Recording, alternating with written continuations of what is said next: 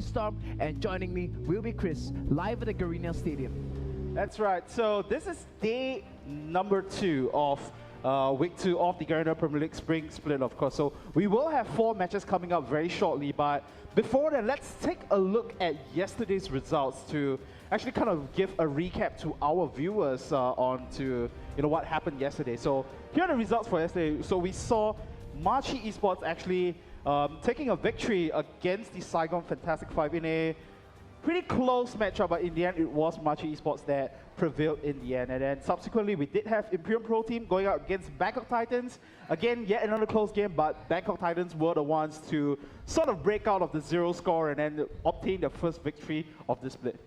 AHQ Fighter then came out in a victory against the Saigon Jokers in a very strong performance, showing that they definitely deserve the slot as the 3rd seed coming in from the Taiwanese side. And the 4th game of the night, War Gods against Neolution Fu Lewis, couldn't be played and will be postponed to a later date on the 27th of June due to internet connectivity issues. Yeah, sometimes some of this stuff are just beyond the player's control, and that's why we had the whole debate going on last week as well. Like, I wish I was Magneto so that I can channel the right amount of internet speed over to some of these teams, and then they can get the games rolling over here. So that's for yesterday. Let's take a look at today's matches. We have a very interesting and very exciting lineup that's going to be coming your way. So the very first game of the night is going to be Neolution Fu Lewis going up against the AHQ Esports Club. That's going to be starting right after this. And then the second match of tonight, it's going to be the Azubu Taipei Assassins going up against the local Singapore team, ISG Legends. And the 3rd game of the night will be AHQ Esports Club going up against Insidious Gaming Rebirth. And rounding off the action, we will have Imperium Pro Team going up against AHQ Fighter.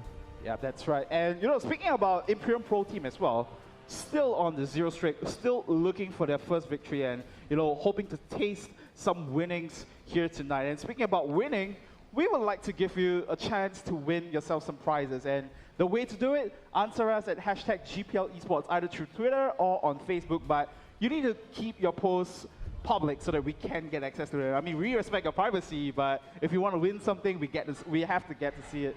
So the question is, if LOL is made into a movie, which actor/actress would you like to see in that movie? And of course, we had that picture yesterday of Henry Cavill as Jace. I'm not too sure if we are going to see that today.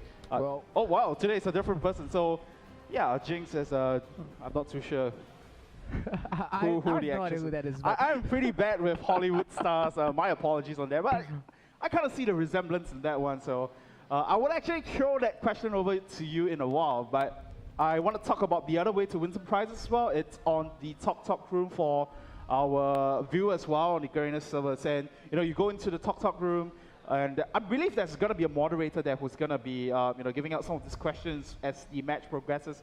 And then Esports Room 88 on Talk. So if you answer those questions, the prize for this week is going to be that Tango Twisted Fate, which I think is pretty cool. But given there's the World Cup going on, I want to get I was hoping that it was something like a Samba Twisted Fate, or like a Samba, if we get the Brazil swing going in that one. But yeah, it's going to be the Tango Twisted Fate for our winner, so do stay tuned for that.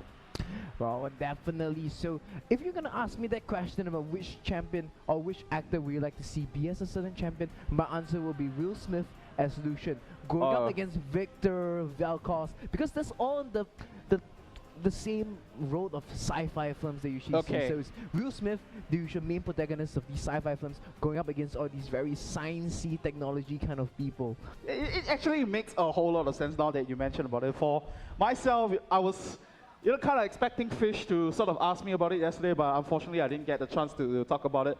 I kind of feel like Scarlett Johansson will really feel the role very well because Katarina? Yeah, I was thinking about that. If you look at her role in the Avengers, she kind of looks like the Katarina outfit with the whole Black Widow suit up, the whole leather suit up. So I think we can draw some resemblance there, and she kind of looks like the badass that Katarina is as well. So hope that eventually one day we might actually get to see a League of Legends live movie. And we might not have explosives or even, Steven Spielberg kind of effects here, but we are going to have some very interesting action coming up in the very first game for tonight.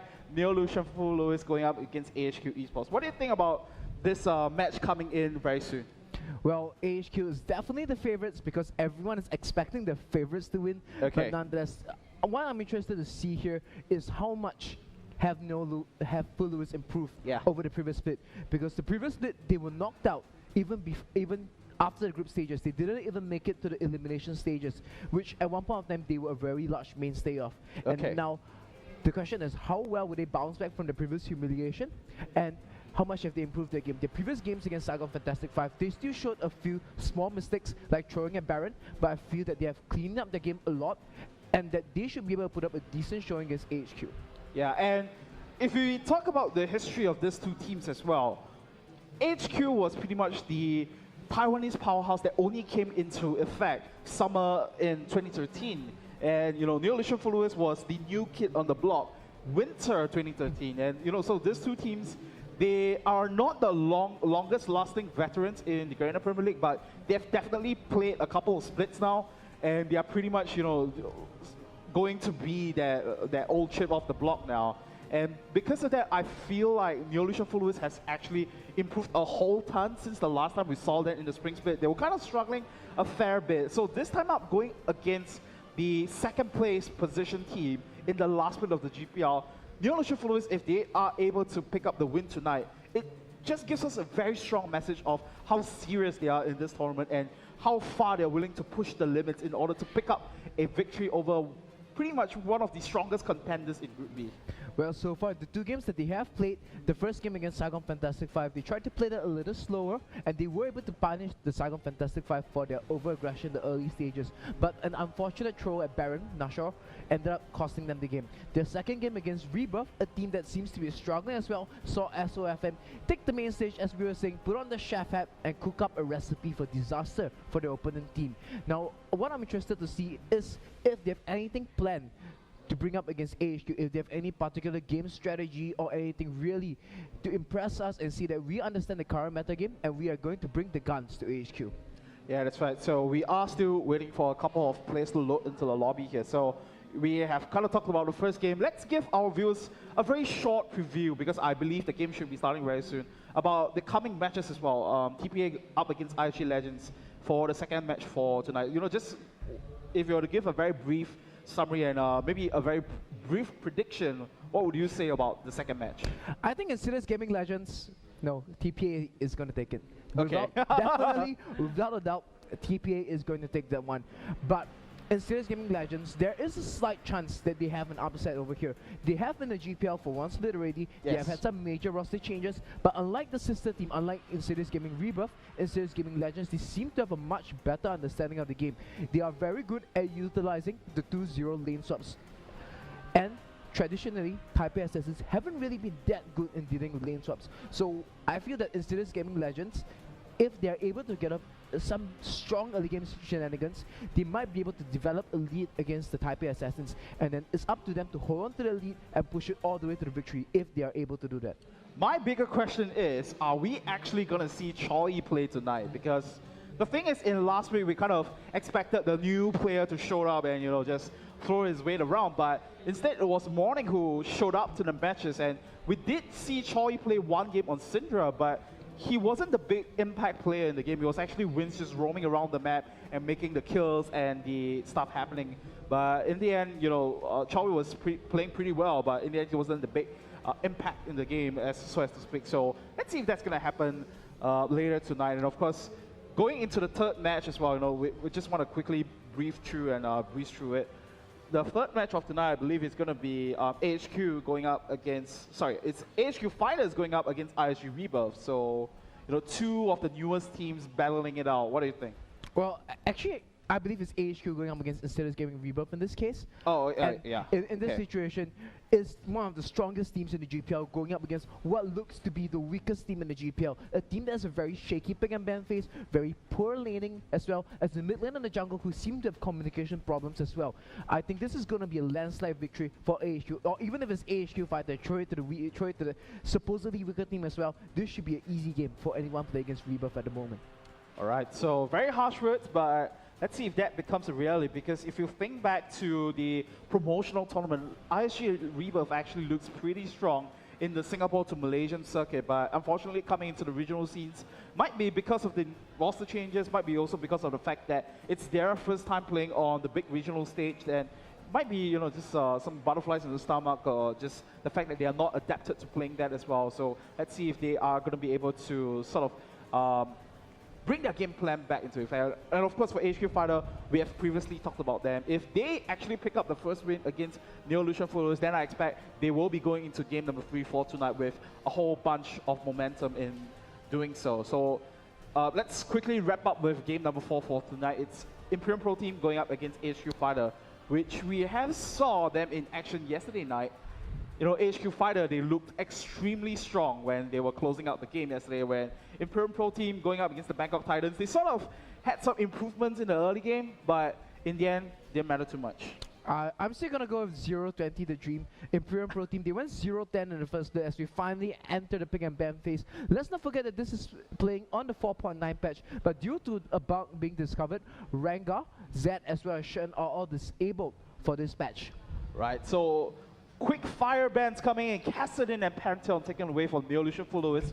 I'm a bit surprised that Neolution followers actually took out the Kassadin, because usually we would see the red team doing so, but I think that's giving the respect over to Westar, because we have seen him play that Kassadin and he can definitely wreck face on the champion. Pantheon respected ban going over to HQ, the unstoppable Skyfall combo is very, very devastating to deal with, and Lee Sin of course just denying some of this early game strength. And a very surprising pick coming out from Neolution followers to secure their support first. What do you think about this? I wouldn't really say that this is a surprise pick. This is Fu Lewis trying to play a more reactive game. This is consistent with the way that they have been approaching their game plan so far. So in this situation, we're just going to pick up a very strong support. A lot of the teams, especially in the GPL, feel that Morgana now is the best support out there, as compared to instead of seeing a lot of NA and EU teams go for very priority picks on trash, as we actually see AHQ doing in this case. Some of the Vietnamese teams actually feel that Morgana is the strongest support, because she's got very strong pick potential with the Dark Binding, and the Black Shield is a very strong disengage tool that is able to protect your carries as well. So this is Fu Lewis. They go for a strong support pick first, wait for their opponents to pick up some of the champions to try and review their strategy, because now AHQ, they are hovering over a Trash as well as Elise. This is very telling of a pick composition, because these are two very strong enablers with the skill shots in a regular pick composition. So knowing that the opponent is going for a pick composition, let's see how Fu Lewis is going to react to this. Yeah, and I'm pretty sure that Green Tea would just pick up Thresh the moment he sees that open for himself, and going for the Elise as well. So the tell signs of a pick composition coming up, and I think for Ness as well, he's gonna be very comfortable with playing that Elise. And the good thing about having Elise as well is that it's a very versatile champion. You can pretty much just fit her into any sort of composition. So very strong pickups on the side of HQ Esports Club, and I think Neolution Police will be happy to take away that Lucian from Guarded Devil, who has been just pretty much playing that in the entirety of the spring split. And for Jeff now to be picking that up is definitely a very strong one to do so. I believe HQ Esports Club might be responding with something like a Corki or even a Twitch. I believe Corki is an option here. It might be possible that we see them go for a Caitlyn as a Caitlyn Nidalee, or perhaps as well, or perhaps go for a Nidalee Corki as well. A very strong pick composition is a pretty decent answer to the pick composition that AHQ will be developing, because you're going to be putting a lot of pressure on the turrets and denying them the opportunity to set up in your own jungle to be able to find their picks. Now they are locked in the Shyvana for themselves. This is very good, denying one of the strongest engagers as well as the best top laner in the game at the moment away from AHQ. Full Lewis's drop is looking strong so far.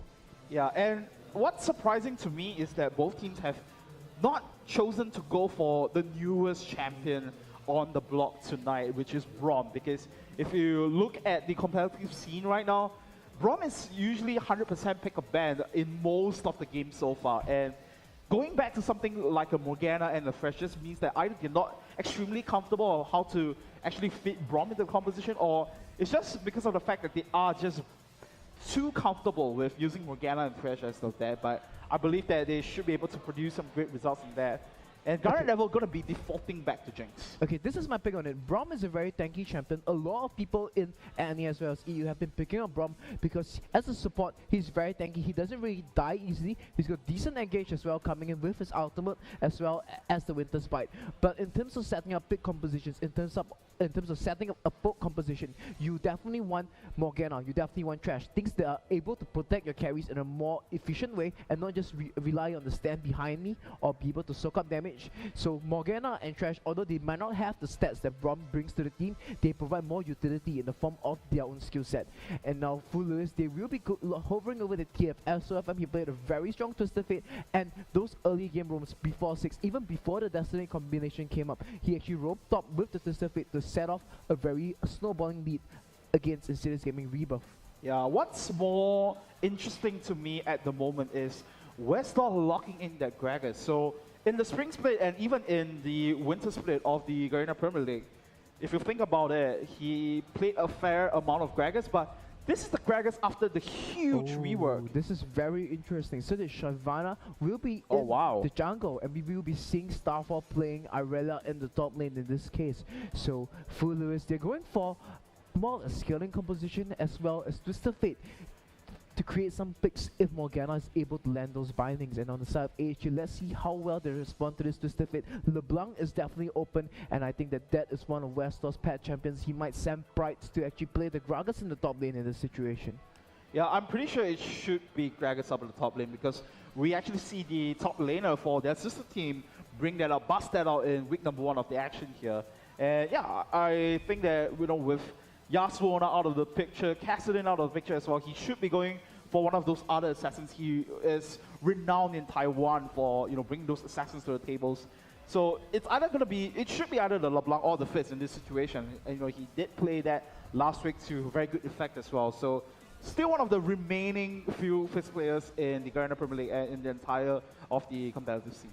Well, actually, we saw Hive playing a very strong Fizz against TSM. Unfortunately, they did lose that game, but Westlaw, he is the Fizz player in the Garena. The Fizz player. And we usually see teams actually banning out Fizz against him quite often. And now Fu Lewis, Twisted Fate against Fizz is a very skill-based matchup. If you're able to get in the timings between Fizz's cooldowns, Twisted Fate will be able to put on a lot of damage onto Fizz using his passive, using the passive coming in from the E, as well as the fact that Twisted Fate is a ranged champion as compared to Fizz being a melee champion. Yeah, that's right. And looking at Neolution Fu Lewis's composition right now, if you look at it, that's going to be a whole lot more global pressure as compared to what HQ Esports have, just because of the fact that they did throw Twisted Fate into the composition. And XOFM is surprisingly locking onto that exhaust now, which means that he is giving full due respect to Westlaw on that Fizz, and is pretty much respecting the fact that he can 100-0 anyone in the fight today. Okay, I like Fu Lewis's composition coming into this game more, simply because they have a lot of tools in order to take objectives as well as create late game scenarios. They have Irelia in this situation going up against the Gragas. That will simply outscale the Gragas in this situation. They have a very strong siege coming in together with the Lucian as well as the Twisted Fate. And let's not forget, because AHQ, they went for a Fizz in the mid lane, it means that the wave clear on the side is only going to be coming in from Brights on the Gragas. Exactly. So if Gragas isn't around to deal with the Irelia, Gragas will now be stretched very thin throughout this entire course of the game, because he has to be either in the mid lane or wherever the rest of Fu Lewis is sieging, clearing out the wave, or he has to be doing with Irelia at the same time. So this is up to HQ as to how they want to allocate the players to deal with the rotations and the split push option that will be coming in from Fu Lewis. Yeah, and I just want to quickly troll back to the previous seasons as well, because it was the Vietnamese teams that brought out Gragas up in the top lane originally. And since the reworks, they haven't been playing a whole bunch of them. And now it is the AHQ organization that has been constantly picking up their Gragas up the top lane. And now going up against Irelia, one of the flavor of the months that have made it, the return ever since Season 2 days. What do you think about this direct matchup? You know, you did mention about the whole wave clear thing, and you know, just the fact that Gragas will be stretched very thinly across the map, and the need for him to just be there to help with the team fights and maybe for the disengage as well. But just one-to-one, Emmanuel to Emmanuel, what do you think? Well, Irelia is definitely the stronger duelist coming up between the two. The laning phase, I feel that this is rather untested, but I will feel that Gragas has got higher Q potential in the lane, coming in with the slow from the barrels as well as the body stand. If he's able to get a good position, he will be able to set up with strong ganks coming in from their jungler in this case. So I think the onus will be on the Nest to either make things happen in the mid lane and the top lane. So these are the two lanes that we want to be watching out for when the game starts. But let's not forget that a 2-0 push is definitely available, especially considering that Fu Lewis is on the blue side and swapping in this situation, although I wouldn't feel that it's too favorable in their case, they have the ability to go toe-to-toe in terms of picks, coming in with the Dark Binding as well as Black Shield of Morgana, as well as the Destiny Gate combination that SOFM has available to him. Yeah, the other aspect that I want to kind of talk about as well is the fact that Shin is now running Shyvana in the jungle, going up against Ness, against Elise. So we have sort of discussed this in the pre-show as well. Like, there's this trinity forming in the junglers where you have Elise and Eve and of course Lee Sin now being the top 3 junglers of the meta game, with now Kha'Zix sort of falling off with the changes in the 4.9 patch. So bringing Shyvana to the jungle to try to match up to the speed that Elise can bring. What do you think? Well, first of all, I want to talk about AHQ Ness and his jungling patterns, because Ness, he usually picks junglers that contribute very largely to his team's composition rather than going for the Trinity simply because they're strong. We actually saw him pick up Nocturne twice in the previous week to complement the very strong pick, to complement the Lulu that was played by Restor once and Prites and another time, and by Prites on another occasion. So Ness usually tries to contribute to the rest of the team, and AHQ, they were trying to go for pick composition, and that's what they're having. They have the Elise as well as the Trash. But in this case, for Lewis, they have Shin in the jungle. Shyvana, she doesn't really have the best of ganks, but nonetheless, she can run to lane with the burnout, and if the lane is able to get the CC down to the opponents, which all 3 lanes do have, Irelia with the Equilibrium Strike, Twisted Fate with the go-kart, as well as Morgana on the bottom lane with the Dark Binding. The gank still can happen as well from Shin. It's just that the setup needs to be a lot more specific, and the conditions for successful gank are a lot more as compared to that on the side of AHQ with Ness, simply walking to a lane and landing a cocoon. Both teams now starting very conservative in the match so far, just going for the very standard fanning out that was very common in the early stages of Season 3 and of course with the 1 minute 55 trinket. But right now we are at those stages where you got access to those early wards, so just a tell sign that they are going to be playing it slightly more conservatively. And it's going to be great for Neolution followers because there's not going to be a lot of kill threat or counter jungling threat from Ness earlier on. So given how the lineups are going to be and the map movements around, I think that this is going to be a standard matchup. So actually it is going to be the direct pit of skills between these 2 teams. And I'm actually quite interested to see how SOFM will face up against Restor. SOFM is a player who really likes to do flashy plays, but so is Restor. So when you have these 2 players pit up against each other, I'm not too sure if their individual play style will actually come into a factor and how much that is going to affect the team dynamics here. But I believe Restor is going to have the edge in this one if he lands level 6 with pretty much a very good snowball ahead.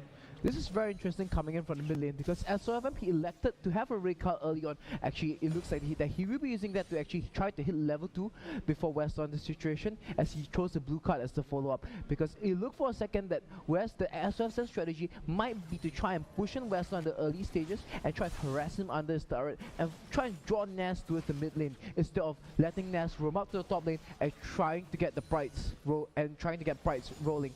We saw this earlier in the game against Rebirth as well. SOFM, the moment he hit level 5, he faked the back. Actually, now Wester uses the playful trickster to try and go onto him. Now, this is the problem when you go up Fizz against Twisted Fate, because you're a melee champion going up against a ranged champion. The moment your spells go off cooldown, Twisted Fate will be able to put on so much pressure onto you. Yep, and of course, SOFM is busting out that Tangle Twisted Fate, which we have mentioned earlier, one of the few prizes that our viewers can stand to win. Just tweet at us or use that hashtag GPL esports on Facebook as well. Hopefully you get a chance to win there. And now Ness is actually rotating to the mid lane, trying to get the cocoon landing onto SOFM. That one, he is sort of extended out. We might actually see the kill here. The slow comes in, but the cocoon doesn't land. He is going to be safe in that one. So with that information, Shin is moving up to the top lane, but he is going to be spotted out with that trinket ward. Now, I feel that this is a little bit careless coming from Shin. This should be communicated. Actually, he runs into Ness in the jungle. Yeah, but I don't think there's going to be a lot of kill threat with Ness. And Shin is pretty much at full health as well, so don't think that there's going to be a kill. But Ness is just mirroring Shin right now as he decides to eventually back off from that. Might see the jungler show down over here. The cocoon is coming right up, and Ness is going to back off. So not a lot of jungler interaction, except for the one we saw in the mid lane. And actually, he's going in again. That's now jumping on to Shin here. The burnout is going to give Shin the extra bit of movement speed. And actually, Nas landing the cocoon means that he is going to force Shin away for a short while, and that just means that Nas has access to the Wraith camp. This is very interesting that Nas will try and make such an aggressive play into his opponent's jungle. Very risky as well. Already has burned his flash, and Starfall needs to stay in the lane to be able to scale up in the Irelia. So moving into the jungle is definitely a viable option. I wouldn't really say it's a very risky one, but I say it's rather interesting because he really needs to put on that pressure into the mid lane as well as top lane, because these are the lanes that he needs to get snowballing against his opponents to try and get his laners snowballing against their opponents, especially Fizz. That's an assassin. The moment SOFM here comes to roam, he actually backs at this point in time 31 CS. That's a Mikhail's Crucible for himself. And Restor might communicate that as a back at this point in time. So HQ, they might not be seeing this coming, but actually looks like SOFM will be going back. And I think that this might be a little mind game as well, because if you watch the game that NFL played against Rebirth last week, we saw a level 4 roam coming up from SOFM, and you know, the thing that he did was that he moved to the middle of the river before he teleported back, and that's why we see that Gunner Devil and Green Tea was a bit hesitant to shove out that lane. So with that now, SOFM backed off, and now he has finally picked up that makings of the Unholy Grail. So starting things off with the Chalice, he should be able to clear out the waves much faster now. Violet gets caught with the death sentence, but has the Black Shield to protect him, and we start to see that little bit of minute advantage that SOFM has at this point of time. So if he's going to be able to keep that up, I believe that Westlaw will be pressured to make one of those plays happen. Well, nonetheless, we actually see it wasn't a Mikhail's Crucible, but a Chalice of Harmony being picked up by SOFM at this point. And the Westo will be hitting 6 very soon. And that's when this is very large power spike. We actually see him being behind in CS by 12 at the moment. If he is able to get a solo kill off on the Westo, or if Nas comes around the side like we see him doing over here, this could be very dangerous for SOFM. Nas going in a little preemptively on that one, so SOFM is going to back off safely with that, and with that ward spotting Nas out, so I don't think that's going to be a huge kill threat. But watch out though, we actually see Pride slowly moving his way down to the mid lane, so we might see the explosive cast knocking SOFM back into the lines of Westlaw here. Let's see what happens. And here comes the fish, knocking it down. SOFM in a whole bunch of trouble. He is going to go down in his first blood, going over to Westlaw as he picks up the kill with the Ignite.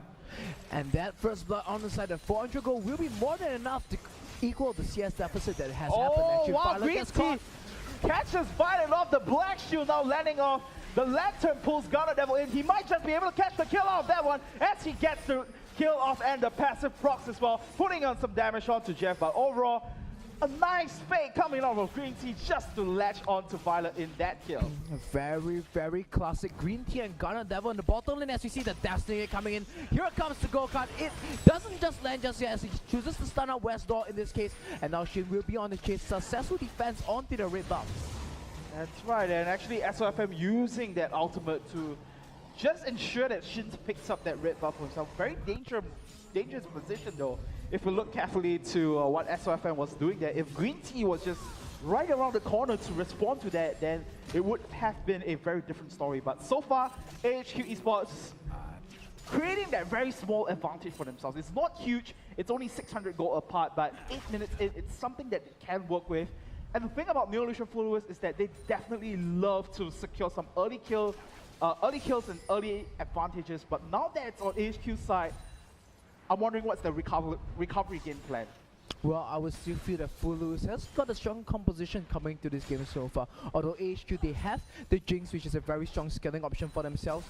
Full Lewis, in this situation, they have better options in terms of rotations and how they are going to be able to execute the game plan in the mid-game. So now the thing is, how much pressure is Wester going to be able to put onto SOFM? At the moment, Destiny Gate is not up, so the roam from SOFM is going to be very difficult because Pacific doesn't really have that much mobility, but he does have his ultimate up.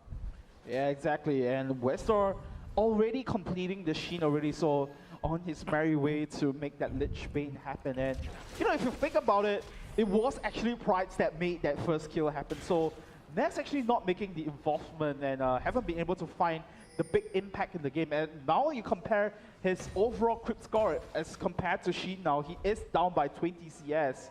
And that's going to be a big thing to consider given the fact that Shin is going to be running that Furrow Flare build, coming out from Shin here. And he's going to be another huge auto attack major threat though. So very curious as to see how Nas will try to keep Shin under control. Or, he's just going to roam up. Waters is available, and green tea as well, as Nas are trying to find a gang onto SOFM in this case. So the focus from AHQ is very, very obvious. They want to go for SOFM. They want to get rid of the global pressure so that when SOFM does port into other lanes, he doesn't have all the scary power as the Twisted Fate.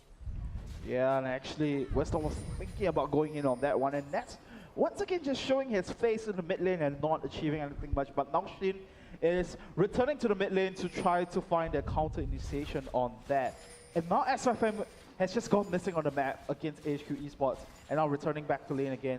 And now finally Weston is going to have his hands on the blue buff to try to get some more CDR coming in from his end. But since the 2 kills that we have seen, a little quiet on that, Neolution Full is actually building up some more CS for themselves and just keeping everything in check.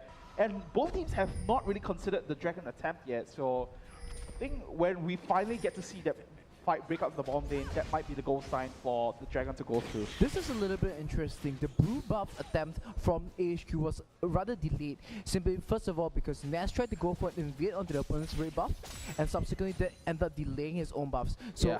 Now the thing is, there's this disparity in buff timings. It is very possible for Shin to pick up his own buffs first and then set up an invade later on with the Destiny combination, or the moment they feel that Starfall is ready to fight over a red buff. And similarly on the side of AHQ, because they know their opponent's red buff timer, they will be able to make a pick in those situations. So we will have to watch for the movement of Green Tea as well as Nas come around the 12 to 13 minute point. Yeah, and Pride's having a very interesting item choice as well to start things off with the Rod of Ages. So the new Gregor scales extremely well with HP. So I think Pride knows for a fact that he's going to stay up in the top lane for a while now. So when we hit that 20-minute mark, that Rod of Ages is going to stack up to its full potential. But watch out right here. SOFN gets caught out with the death sentence. Play back to the box as well. I think he's just going to go down the case here.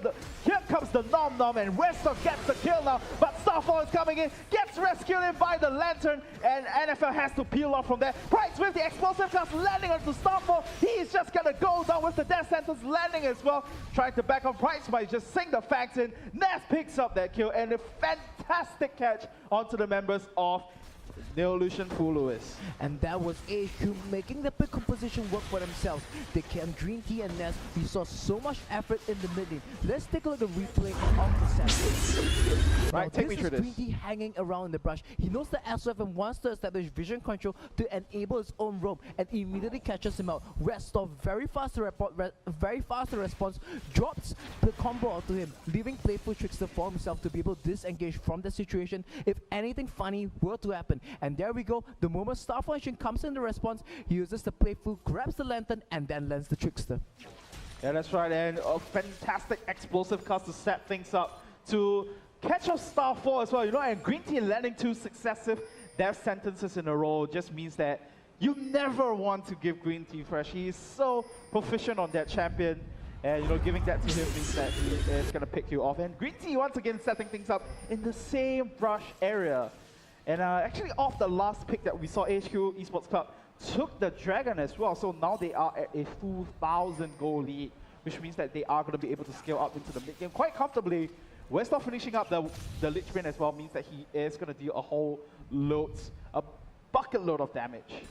Now this is rather interesting. Green Tea coming on the side, Charm the Waters lands onto SOFM. And actually the death sentence doesn't land, but that's not going to be the case. And as Westor picks up one more kill onto SOFM, the 3rd kill now going to his way. And SOFM is feeling like a pretty sad card master now. 3 deaths in a row for him, and he needs to get the backup of his teammate. And that one now, Green Tea returning to the ball. We might see Jeff getting caught on. And that one, the death sentence lands onto Jeff. Super Mega Death Rocket comes through as well. And now he's returning the damage shot to Green Tea. Actually, we might see him go down here. Yes, Jeff gets the kill with the calling. And a fantastic turnaround for Neolution Full Lewis.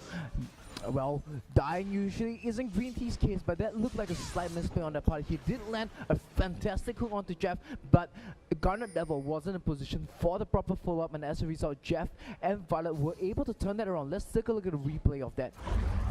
Right. So this is some tips on how to play bottom lane. Just look at the line that's being established. Green Tea and Garnet Devil, there's a very prime position, but this is the strength of the Morgana, and this is excellent play on Violet's part as well. He steps forward, steps on the trap, makes Garnet Devil and Green Tea feel too confident about their presence, pops the Soul Shackles onto both of them, and then uses this to try and zone out the trash as well as Jinx away from his AD carry, who uses the superior range of his ultimate to get the return damage onto Green Tea.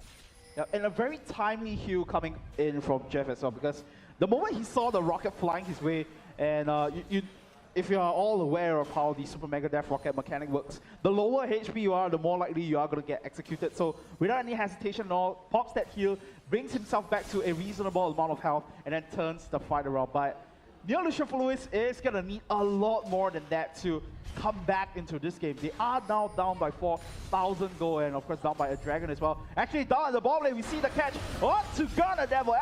Fan finally picking up one kill for himself. Jess picks up the turret as well, so very nice answer coming in from Neolution for Lewis, closing the goal gap now to only 800. Oh, this is very interesting. We actually see two members of ASU being in the mid lane. So Fulus, they will be pressing the option in the bottom lane. There are 4 members over here. They're going for the blue buff as well as for the turret. Now, so FM, actually we see Green Tea turning around. He's turning around to contest this objective. Yeah, but it's not going to matter, and Jeff almost getting caught up with the cocoon once again. And here comes Westor on the back end, and now he's trying to jump on S-Soft. The Super Mega Death Rocket comes through, but not enough damage as of yet. Violet now goes down, Ness picks up that one, and Jeff is getting juked around, played around by Westor, and that's the double kill. 4 members go down consecutively on the side of Neolution Full Lewis, and AHQ just comes out huge in that entire exchange. Now this goes back to the entire big picture strategy that Full Lewis has. We saw them using their strong mid-game options to find a pick in the bottom lane and then get the turret subsequently. But what happened here? Let's take a replay of that. So now the fight starts already when Full Lewis is well positioned. This was indecision from them. They could have gone for the turret or gone for the blue buff, but they choose to go for both, and as a result they end up overextended, spend way too much time in a place they shouldn't have been, and this Westor getting one, and then the moment the Dark Binding ends, he's able to find the second onto Violet. Yeah, that's right, and just the execution coming in from Ness as well, securing some more kills for the Spider, never a bad thing. And if you look at what happens over here, Westor was almost close to going down, but Westor was just very playful as he just trickstered his way around the entire revolution. And now AHQ once again firmly in control, 4,000 gold up against Neolution Full Lewis. So Full Lewis, they have a lot of mid-game options, but they have to exercise these very carefully. They found themselves overextended in the bottom lane over there, and they have to communicate these things better. You either go for the turret or you go for the blue buff. You split 2 and 2, and then you kind of have Violet walking around a place she shouldn't be, and as a result, they didn't back off together. They will end up separated, and they weren't able to have a strong response when the rest of HQ decided to turn around and collapse onto them. Yeah, the other worrisome sign that's coming in as well, because if you look at it, Westar is now 4-0-4. Completed the Lich Bane, has that needlessly large rod, so he's gonna be able to insta-give anyone very easily. As compared to SRFM, yes, he does finish it up the Athene's on the Holy Grail, but I think he really needs the Zhonya's to try to stay alive and to actually make a pick happen. But right now, Neolution Full Lewis with a very good rotation into the mid lane as they now take down the mid lane turret. But X-Weapon, whole bunch of trouble here, gonna go down to the explosive cast, explodes in his face, and now Ness getting caught out in a bad position. Shutdown now goes down to Sheen, and the full fight breaks up. Bright gets the double kill, Starfire in a whole bunch of trouble, but dashes in onto Green Tea for the first kill, and now Garnet Devil juking back and forth. Bright is gonna be there to rescue him, and flashes out of the trouble as well. Westar now chasing onto Starfall, and that is gonna be the ace. Triple kill going down to Westar on that fish. 7-0-6 after what is said and done. Full Lewis, this is very classic Full Lewis. Let's take a look at a replay of what happened over there. So this is Full Lewis not having the vision control that they needed. As well, he gets caught out by the skill shot from Westar. as a mid player, you absolutely cannot let this happen to you, especially with a very squishy target such as Twisted Fate. But nonetheless, Westo was able to land an excellent Charm of the Waters, and the rest of AHQ came in with a very strong flank. Just look at his positioning from Gunner Devil. It is just immaculate. Starfall and Shin is completely on the other side of where Gunner Devil is supposed to be, and as they see Starfall chasing Westlaw, look at this repositioning from Gunner Devil, swinging over to the other side and staying away from the danger from Neolution Full Lewis's major damage targets. And that is classic Westlaw, playful, flash, and trickster for a kill. Yeah, that's right, and Westlaw definitely coming out much bigger in this game than I think Neolution Full Lewis would have expected, with the triple kill and the ace secured as well. So now HQ sits firmly on the leaderboard here, 14 kills to 4, and having 6,000 gold in their advantage. So looks like SFM is not going to be tangoing anytime soon, and actually Green Tea now getting caught out a little bit, but Shin is going to Dragon's Descent over the wall once he saw the AHQ members coming into that one. So it is going to be the siege happening right here. Shin doesn't have his Dragon's Descent, so we have to be very mindful of that. Now the thing about AHQ, although they don't really have the best siege going on for themselves, they do have a Jinx who is able to shred turrets very easily, and they have the Trash as well as the Elise who is able to make engagements and force them if they do catch out anyone with their skill shots. And let's not forget Pride's on their Gragas, the explosive cast. The moment anyone from Full Lewis steps out of line, he is going to punish that person hard. Yeah, and the other thing I want to kind of point out as well, hold on down the bomb, we might see Pride's go all in onto SFM on that one, but instead will throw a barrel and be happy about that entire exchange. So before that, I want to just say that, you know, Shin picked up that Furrow Flag, now going for the Blade of Ruin King, effectively means that Neolution Full Lewis don't actually have a very reliable tank up their sleeves. And given the fact that AHQ Esports Club, they do have that Gragas on their end, that HP and that damage reduction from the W is just going to mean so much more. And now AHQ Esports Club starting things off at the Baron over here. Zero vision control on the side of Neolution Full Lewis as now Shin gets caught way out of position. Dragon's Descent comes through. Everything just thrown onto him as Ness sinks in the fact for the final kill on that one. Destiny was popped to actually spot out AHQ Esports Club over there, so they will back off after the pick onto Shin.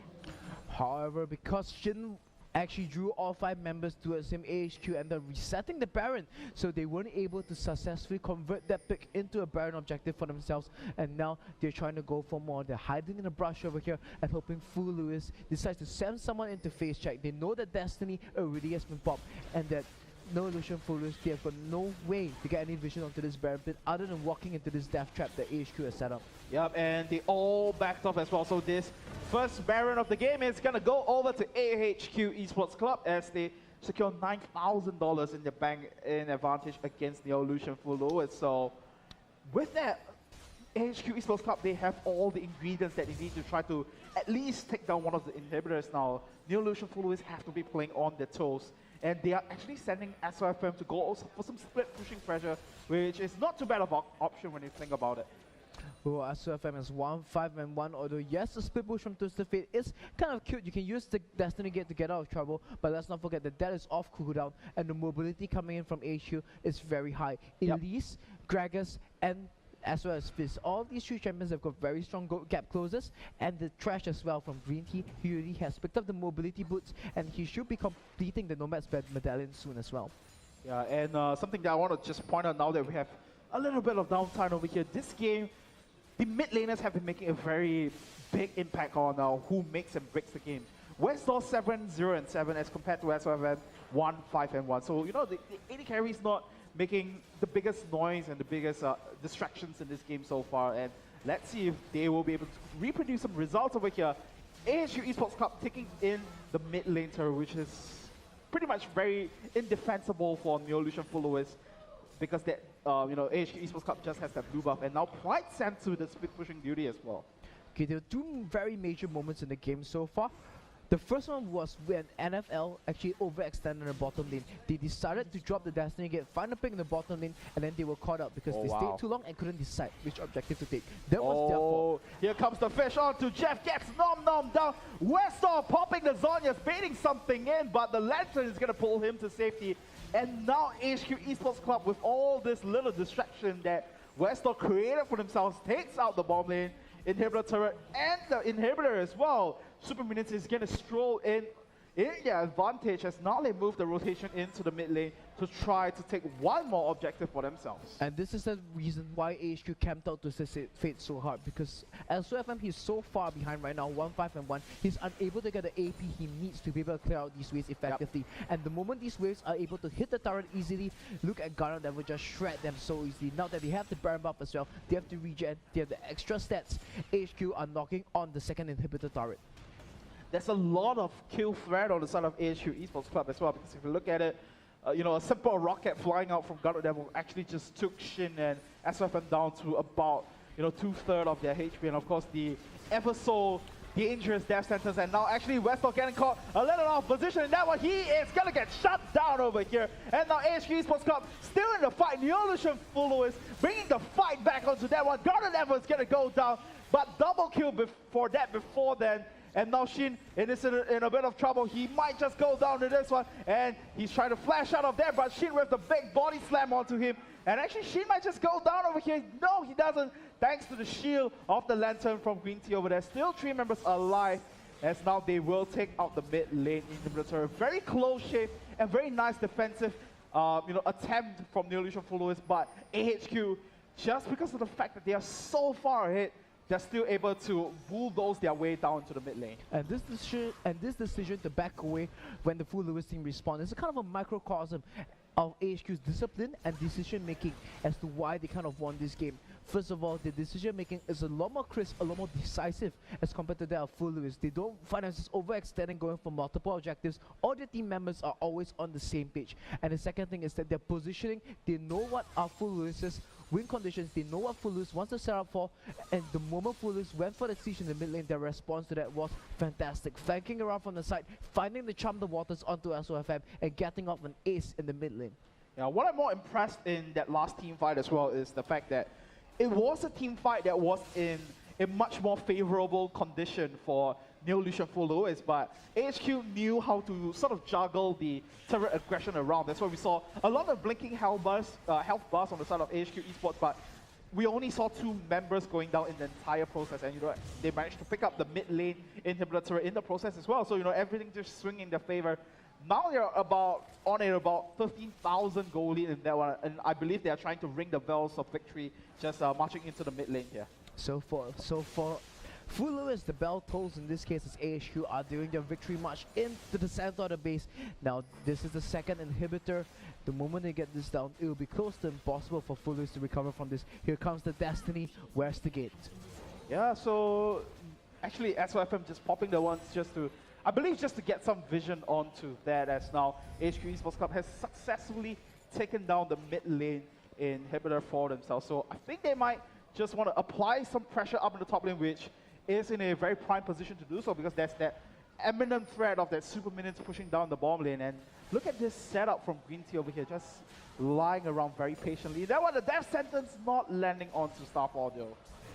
And now AHQ, they are going to proceed with the siege. They don't have the best of wave clear, but SOFM, he doesn't have the AP he needs to clear out that wave. And here comes Violet getting caught out of position. He's going to get melted down before the Soul Shacker's going to land. And now Shin trying to run away, but doesn't have the way to do so. Now 2 members go down on the side of NFL. The Death Sentence trying to look for the hook onto Starfall, but doesn't get it. But now it's a 4v3 situation. I believe that AHQ Esports Club should be able to take this out for themselves, as now the minions stroll in onto the top lane inhibitor. This might just be it, as the top lane inhibitor is going to go down. Super minions pushing in the mid lane as well. 3 members not going to be enough, as now all the inhibitors have dropped on the side of Neolution full Lewis. This is going to be the start of a very paramount tower defense game for Neolution full Lewis. And now full Lewis, they're effectively one foot in the grave for the AHQ. They're choosing to pull back once more, get one last round of items before they pick up the last inhibitor and subsequently the Nexus for themselves. And there we go, most of their members, they just went back to the base, and we see Pride's actually checking out for the buffs. They can actually pick up whatever jungle camps they want, pick up whatever buffs they want, and then decide to finally knock on AHQ for the final minute of the game. Oh, I believe SOFM trying to look for the port over here, as now he finally gets away after the explosive cast has been used. Very cheeky play from SOFM over here, but this is the top laner going up against the mid laner. This says a lot about your AP carry when you're unable to deal with a sort of a bruiser style that's coming in for this one. And now AHQ Esports Club just sealing in the deal over here as they go for the Baron buff. You should be able to take this without much contest at all, and you have the Destiny down as well. There's just no way for Neolution Full Lewis to figure out that this has been done. And you know, AHQ Esports Club, we have a slight pause. That's the obligatory pause whenever you have a Full Lewis game. So that was what AHQ was waiting for. It's like, we're playing against Full Lewis. They need to pause the game before we can end it. So let's pull back away from that base. You know, just calm down from the action over here. You just gotta, you know, let the dust settle. Yeah, wait for the dust to settle before we close off the game. So, you know, if you look at this game over here, AHQ Esports Club, 21 kills to 6, 28 minutes in. This goes to show a lot about the dominance in Group B so far. You know, even though Neolution Full Lewis, they looked like the ones to have a whole bunch of potential. You know, they looked shining in the first week. Right now, going up against the top dogs of Group B over here, they struggled a whole bunch in the early game and then had some very dubious mid-game decisions. And AHQ just capitalized time and time and time after that. And Westdorp, you know, playing fantastically in this game so far. 9-1, and this game is pretty much about him. I have to say though, although Full Lewis is no longer walking into the opponent's jungle without wards, the mistake here was that when they established the siege, they didn't ward up their sites enough to prevent the flank that AHQ put off well. Usually when we see some of the higher level teams have these kind of siege-based compositions, we will see them establishing the vision control around their sites first before approaching a turret on objective to try and contest it. But in this case, Full Lewis, they just walked into the mid lane, they felt that, oh, only Resdor is there, I think we can take this. But as a result, the entire HQ team was waiting the flanks, and they got such a strong jump onto the Full Lewis team. They picked up an ace, and from that point onwards, the momentum was entirely in the favor of AHQ. Yeah, I am kind of questioning the build that Sheen had as well, because if you look at it, he's now sitting on the Feral Flare, which is fantastic, of course, for any jungler, and the Blade of Ruin King, which is fairly a good item choice as well. But if you look at it from the big picture, there's no you know, big tank on the side of Neolution Full Lewis to soak up the damage that AHQ Esports Club is going to be able to put up. Because if you think about it, if Shin would be able to, you know, buy some time for SFM to throw 2 gold cards in a row, or for Starfall to just auto attack away using the hit and style, or even let Jeff just use a couple more spell rotations, it could have meant a much more different game going up against AHQ Esports Club. But just because of the fact that he went full damage and now finally picking up some resistance for himself, it just means that the fights are going to be very, very short, which is what HQ Esports Club wants. Look at the damage source coming in from them. Charm the Waters, big burst of damage. Prides with the explosive cast, another big deal of damage. Ness as well, you know, all these champions that they have up their sleeves are all, you know, 1 or 2 spell rotations to take everyone down low. So, you know, the shorter team fights definitely going into their favor, and that's exactly what has been their success so far. As SOFF getting caught out in the death sentence, the follow-up comes through for Green Team. Violence gonna get melted down. Garnet Devil gets the kill off that one, and SOFF now in a whole bunch of trouble. The yellow card comes through, and Westar is gonna get the kill onto him as well. Sorry, it's actually Ness that gets that one, and now Garnet Devil just juking Shin, forcing him out of this base. This is gonna be the last push for AHQ Esports Club, and now Pride's actually trying to find some more kills on himself as he goes aggressive onto Jeff. But this is gonna be it. AHQ Esports Club closing off the game, 29 minutes in against Neolution Full Lewis. So congratulations to AHQ Esports Club, very, very well played by them. I felt that they were one step ahead of Full Lewis in terms of tactical execution as well as mechanical ability throughout the entire game. So a very well-deserved victory for AHQ in the game. Yeah, that's right. And you know, for Neolution Full Lewis, if they were able to pick up the win against the big boys of Group B, it would have definitely meant that